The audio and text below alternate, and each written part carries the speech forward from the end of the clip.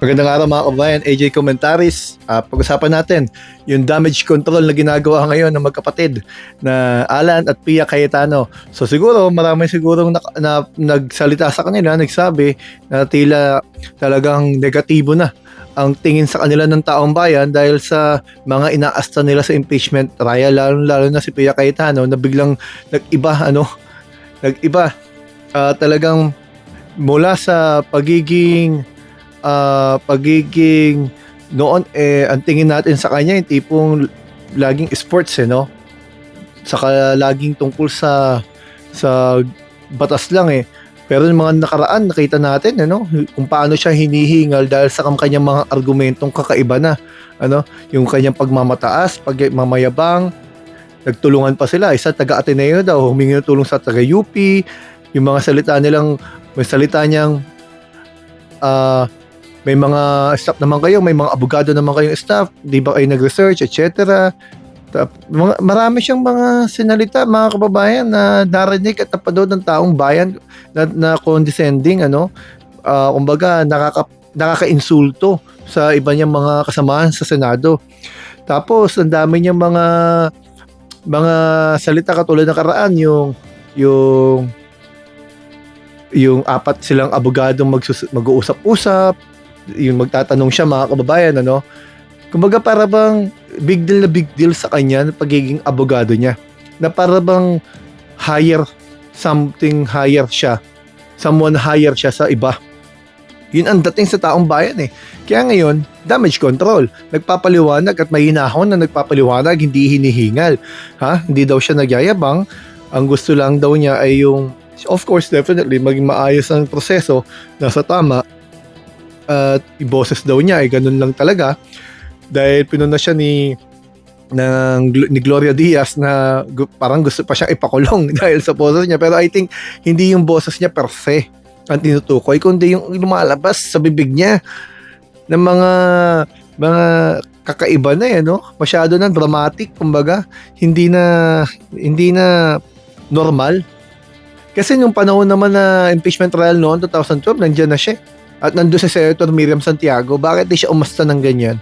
Ang asta niya kasi ngayon parang all-knowing, parang siya yung nakakaalam na lahat at walang alam, bobo yung mga kasamahan niya.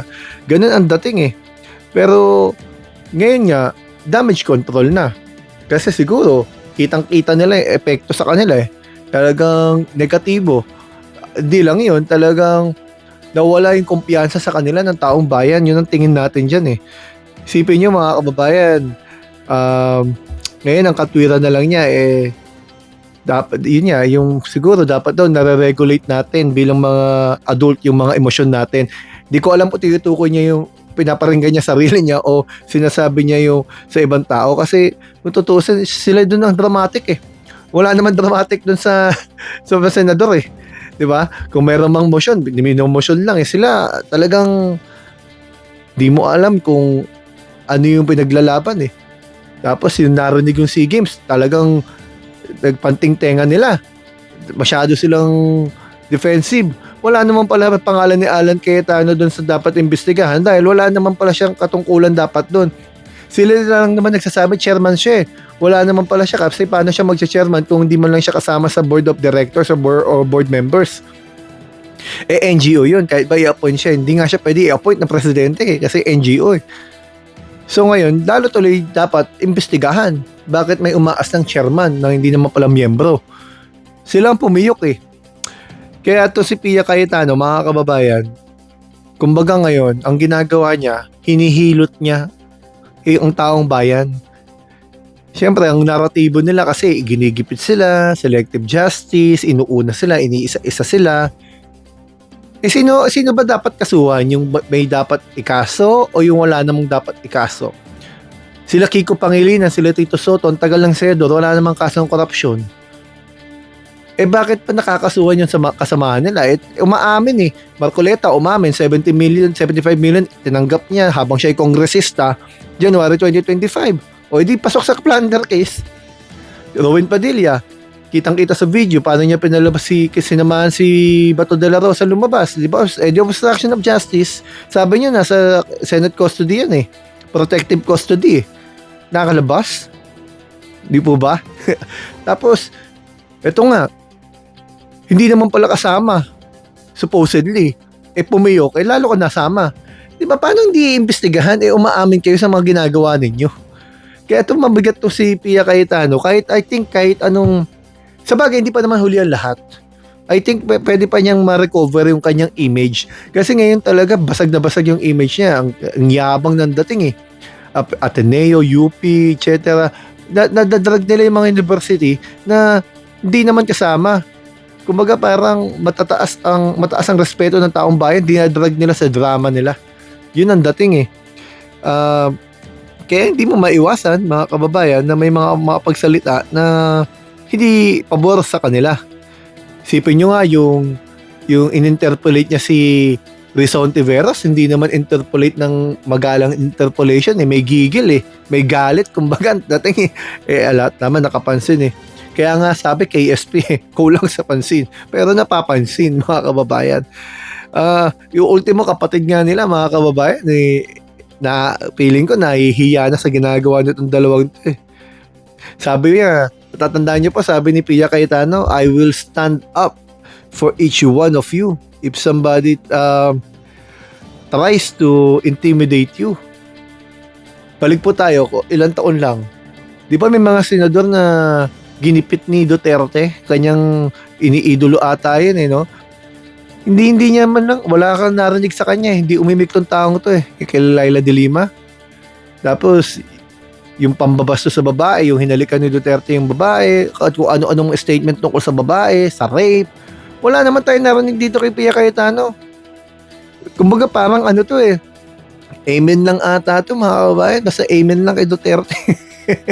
Tumakbo to sa ilalim ni BBM, pero kita mo naman yung inaasta. Talagang